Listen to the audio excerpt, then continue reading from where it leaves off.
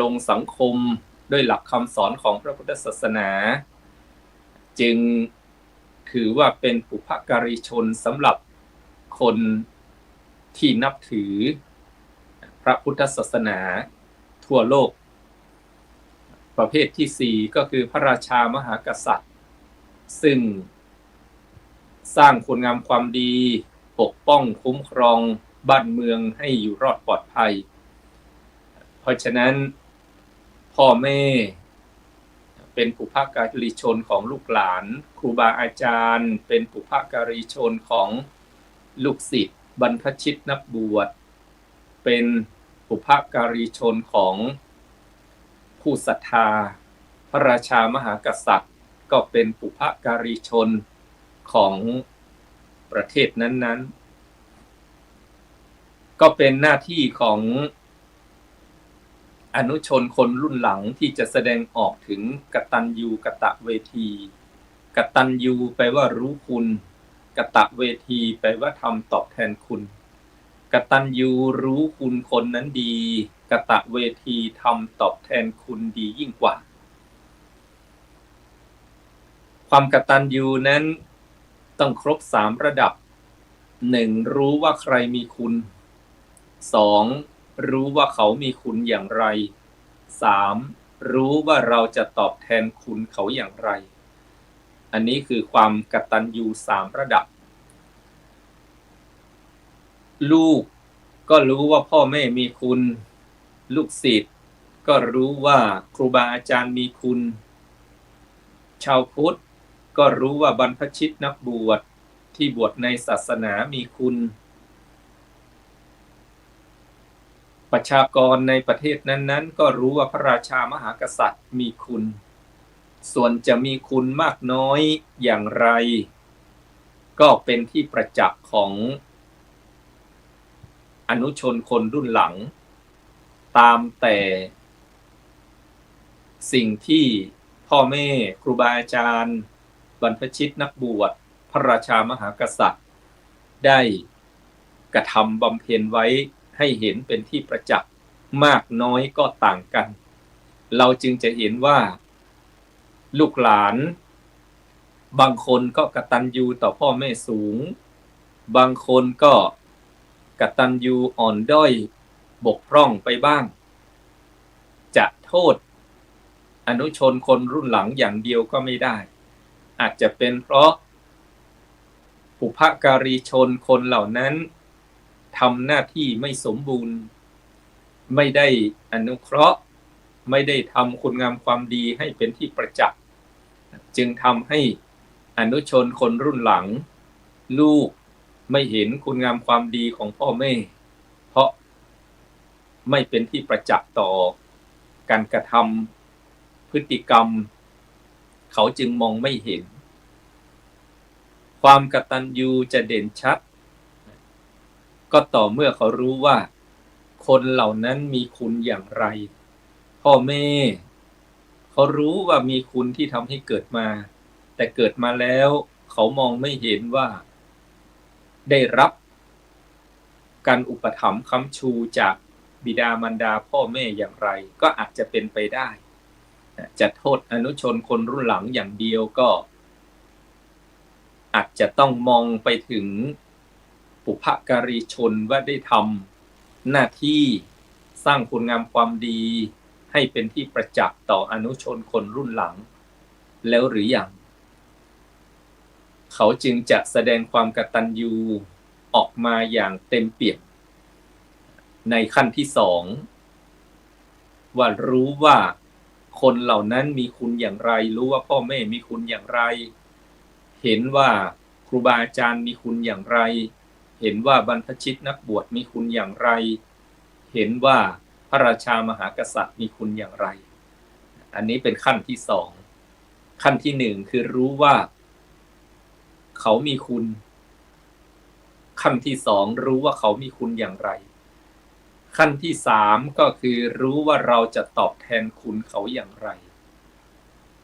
เมื่อรู้ว่าพ่อแม่มีคุณครูบาอาจารย์มีคุณบรรพชิตนักบวชมีคุณพระราชามหากษัตริย์มีคุณ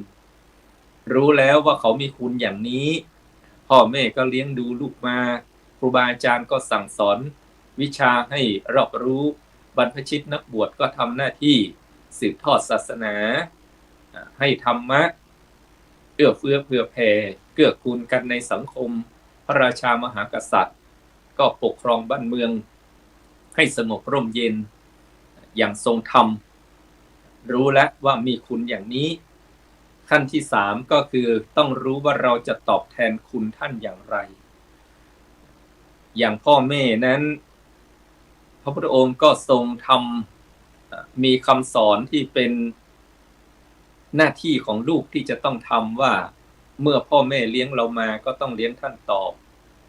ยามอยู่ก็เลี้ยงกายยามตายก็เลี้ยงจิตวิญญาณ2ช่วยประกอบกิจการท่านให้เด่นดีเมื่อพ่อแม่มีกิจการงานอันใดลูกก็ทำหน้าที่สืบทอดช่วยท่านแม้แต่ข้อที่3เมื่อท่านตายจากข้อที่5เมื่อท่านตายจากแล้วทำบุญอุทิศพระพุทธเจ้าทรงสอนไว้ถึง5ข้อท่านเลี้ยงเรามาเลี้ยงท่านตอบช่วยประกอบกิจการท่านให้เด่นดีรักศักดิ์ศรีสกุลวงศ์ดำรงตนสมกับเป็นทายาทเมื่อท่านตายจากก็ทำบุญอุทิศอันนี้คือหน้าที่ของลูกที่จะต้องประพฤติปฏิบัติต่อพ่อแม่ผู้เป็นปุพการีชนองค์สมเด็จพระสัมมาสัมพุทธเจ้าเองพระองค์ก็ทรงทำตนให้เป็นแบบอย่างแม้มารดาพระมารดาคือพระนางสิริมหามายาที่วงคตตั้งแต่พระองค์อายุ7 วันพอพระชนมายุ42 ปีได้สำเร็จเป็นพระสัมมาสัมพุทธเจ้าแล้วในพรรษาที่7ก็ทรงนึกถึงพระมารดาแล้วเสด็จไปโปรดพระมารดาตามตำนานก็คือสวรรค์ชั้นดาวดึงส์เป็นเวลา3 เดือนตลอดพรรษาเสมือนว่าได้ลาออกจากพระพุทธเจ้าอันเป็นตำแหน่งที่ยิ่งใหญ่สูงส่งนั้น3 เดือนมอบให้พระสารีบุตรปกครองดูแลพระศาสนาแล้วไปทำหน้าที่ที่ยิ่งใหญ่กว่านั้นก็คือหน้าที่ของความเป็นลูกเพราะฉะนั้น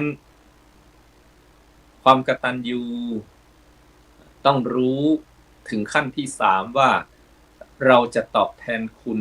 ท่านเหล่านั้นอย่างไรด้วยเหตุนี้ในคำสอนของพระพุทธศาสนาจึงมองไปถึงภพอื่นชาติอื่นคือหลังจากตายแล้ว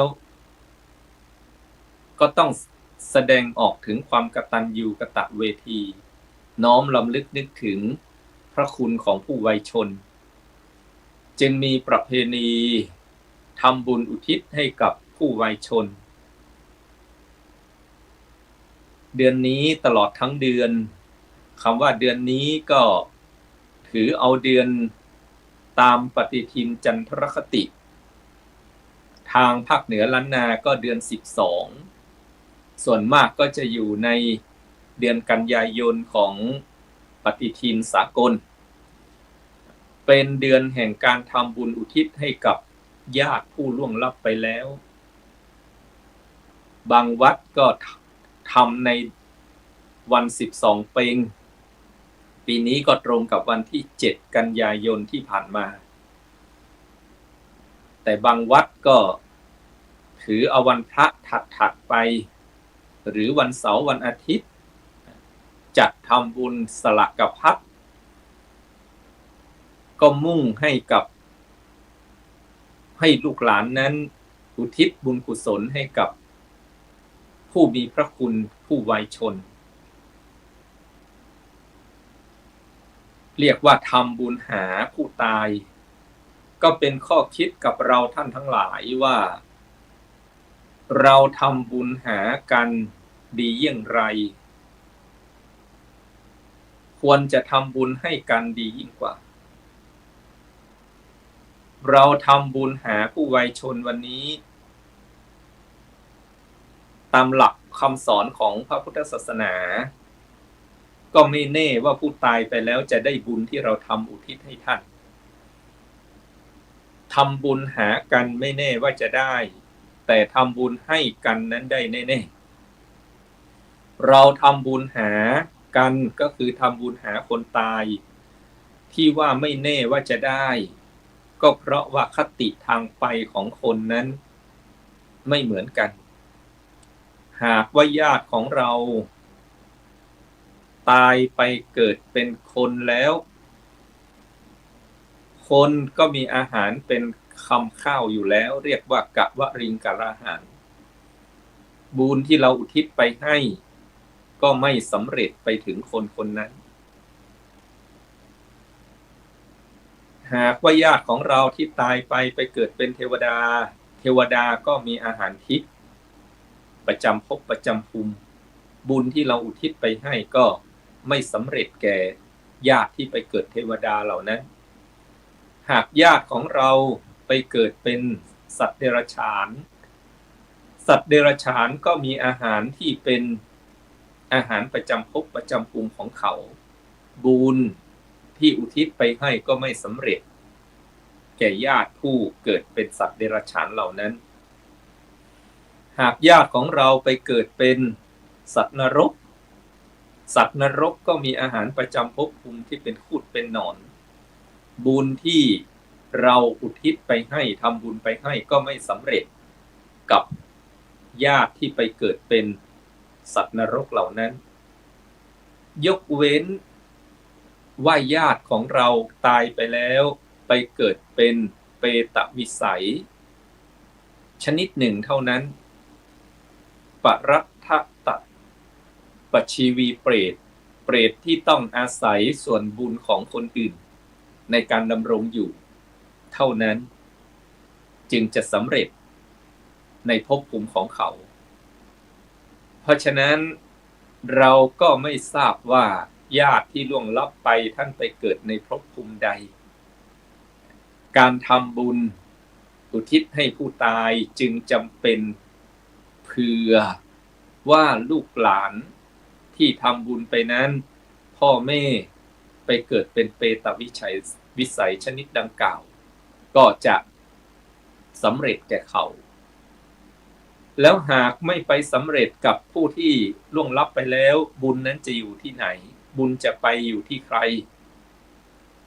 บุญก็จะเป็นปฏิภรณ์กลับคืนมาเป็นสมบัติของผู้กระทำลูกหลานทำบุญอุทิศให้พ่อแม่บุญก็จะมา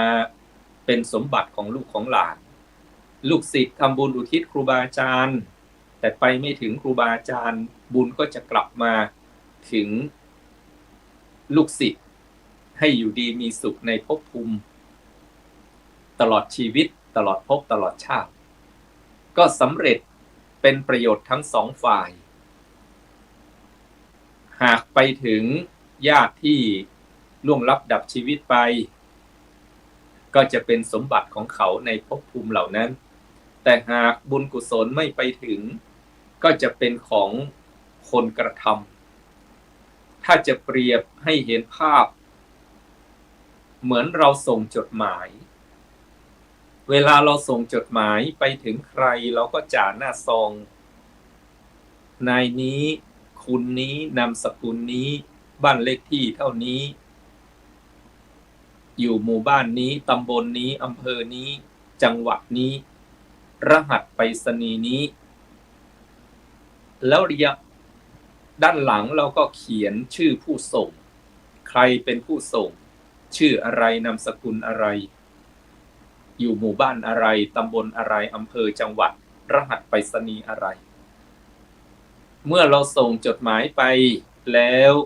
ปรากฏว่าจดหมายไม่ไปถึงคนผู้รับจดหมายนั้นก็จะตีกลับมาหาคนผู้ส่ง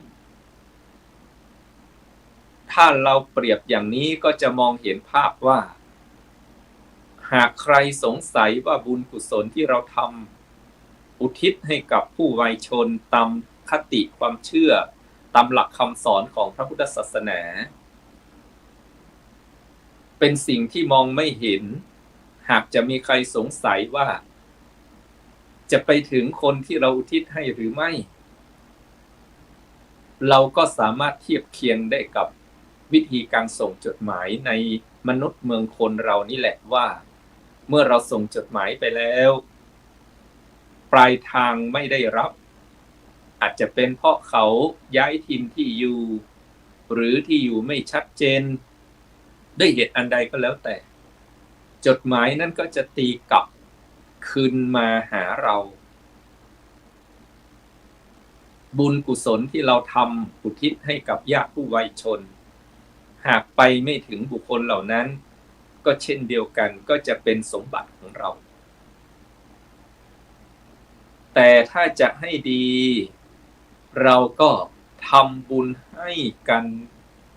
ดีกว่าไปรอทำบุญหากันทำบุญให้ตัวเราเองในภพนี้ชาตินี้ดีกว่าไปรอให้คนอื่นทำบุญหาเราเมื่อหมดลมหายใจ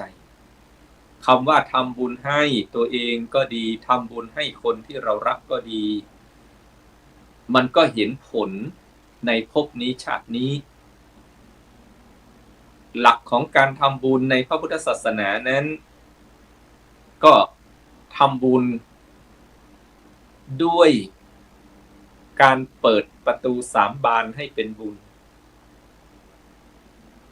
ทำงาน3 ชิ้นที่เป็นงานบุญ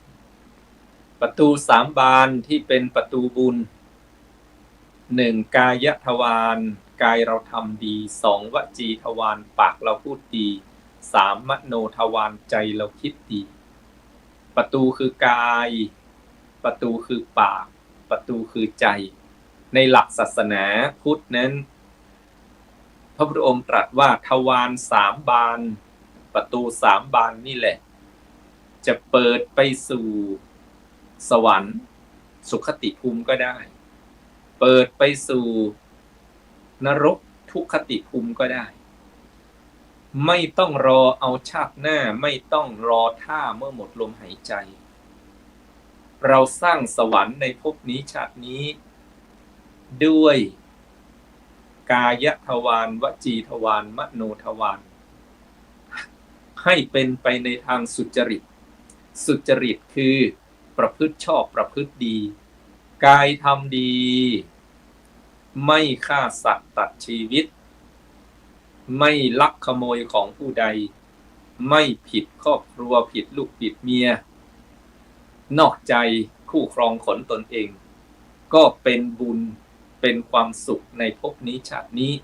นั่นแหละภาวะแห่งสวรรค์ก็เกิดขึ้นแล้วสวรรค์ไม่ต้องรอเอาชาติหน้าไม่ต้องรอท่าเมื่อหมดลมหายใจสภาวะจิตในภพภูมิปัจจุบันนี่แหละเมื่อกายทำดีด้วยไม่เบียดเบียนคนอื่นมีเมตตาต่อกันไม่ลักสมบัติของคนอื่นหากินด้วยทางสุจริตไม่ผิดลูกผิดเมียคนอื่นรักเดียวใจเดียวในครอบครัวตนเองความสุขก็เกิดขึ้นเมื่อประพฤติสุจริตอย่างนี้นั่นแหละภาวะแห่งสวรรค์ภาวะแห่งความสุขแล้วเมื่อหมดลมหายใจภาวะเหล่านี้ก็ติดตัวไปก็ไปสู่สุคติภูมิถ้าในทางกลับกันถ้าเปิดประตูกายทวารไปในทางไม่ดีเรียกว่าทุจริตประพฤติไม่ดีกายนำไปตีไปต่อยไปเบียดเบียนคนอื่นความทุกข์ก็เกิดในทันทีถูกจองเวรจองกรรมถูกจองจำในคุกในตารางกายไปลักขโมยของคนอื่นก็ถูกเขาจับตำรวจพิพากษาโทษทันไปอยู่ในคุกในตารางกายไปผิดลูกผิดเมียผิดครอบครัวคนอื่นภาวะนรกก็เกิดในครัวเรือนตนเองบ้านแตกสาแหรกขาดเพราะฉะนั้นสาธุชนญาติโยมทุกท่านประตู3 บานกายทำดีสุจริตเว้นจากทุจริต ภาวะสวรรค์ก็เกิดในภพนี้ชาตินี้ปากพูดดีปิยวาจาเว้นจากการโกหกมดเท็จเว้นจากการพูดเพ้อเจ้อเหลวไหลเว้นจากการพูดส่อเสียดให้คนอื่นเสียดแทงใจเว้นจากการพูดคำหยาบภาษาที่ทำให้เกิดความเสียหายถ้าสุจริตอย่างนี้ภาวะแห่งสวรรค์ก็เกิดขึ้นเพราะปากแต่ถ้าทุจริตพูดโกหกพูดคำหยาบพูดส่อเสียดพูดเพ้อเจ้อเหลวไหลนรกก็เกิดเราก็ได้รับความทุกข์จากวาจาของเรามโนสุจริตทวารคือใจเราคิดดีไม่โลภไม่พยาบาทปองร้ายเขาเห็นชอบตามทำนองของธรรมว่าทำดีต้องได้ดีทำความชั่วต้องได้ความชั่วภาวะแห่งสวรรค์ก็เกิดขึ้นในภพนี้ชาตินี้เพราะใจเราคิดดีแต่เมื่อไรไปโลภอยากได้ของเขาไปพยาบาทปองร้ายเขาเห็นผิดจากทำนองของธรรมมองอะไรก็ไม่ดีไปหมดมีมิจฉาทิฏฐิภาวะแห่งนรกความทุกข์ก็เกิดขึ้นในภพนี้ชาตินี้เพราะฉะนั้นประตู3 บานเนี่ยก็เป็นทาง2 แพร่งเราจะสร้างภาวะแห่งสวรรค์ก็เปิดไปสู่สุจริตคือทางดีหากประตู3 บานกายทำคำพูดใจคิดเปิดไปสู่ทุจริตไม่ดีก็เป็นนรกในภพนี้ชาตินี้อันนี้ประตู3 บานงาน3 ชิ้นที่เป็นงานบุญก็คือทานามัยให้ทานเป็นอาจินศีลมัยรักษาศีลให้ผ่องใสภาวนามัยทำใจให้มีภาวนาทานศีลภาวนาก็เป็นงานบุญที่จะสร้างสวรรค์ให้เกิดในภพนี้ชาตินี้ในปัจจุบันนี้ด้วยเหตุนี้ขอสาธุชนญาติโยมทุกท่านทำบุญให้ตัวเองเสียแต่บัดนี้ดีกว่าไปรอให้ลูกหลานทำบุญหาเราเมื่อตายเราทำบุญให้คนที่เรารักบิดามารดาครูบาอาจารย์ศาสนาจารย์นักบวชรวมถึงผู้นำพระราชามหากษัตริย์คนที่เรารักด้วยกายทำดีปากพูดดีใจคิดดีเสียแต่บัดนี้ดีกว่าไปรอทำบุญอุทิศหากันเมื่อตายทำบุญหากันไม่แน่ว่าจะได้ทำบุญให้กันนั้นแน่ได้แน่ๆทำบุญหากันดีอย่างไรทำบุญให้กันดียิ่งกว่าขอบุญกุศลที่สาธุชนญาติโยมได้กระทำบำเพ็ญจงคุ้มครองปกป้องรักษาให้มีความสุขความเจริญด้วยกันทุกคนทุกท่านเทอญขอเจริญพร